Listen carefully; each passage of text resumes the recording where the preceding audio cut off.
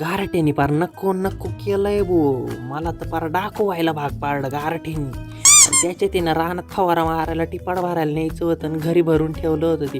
पहिलं ते खाली करून घेतलं, नको नको चावलं खाली करता करता दिला रिचून. मग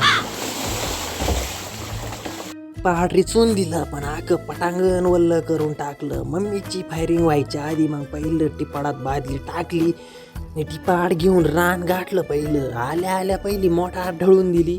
त्यातून तर एकदम खतरनाक मध्ये वाफा निघत होती. पाणी भरताना तर गरम गरम वाटलं, पण बाहेर निघल्यावर हातापायाची बोटच वाकडे झाली.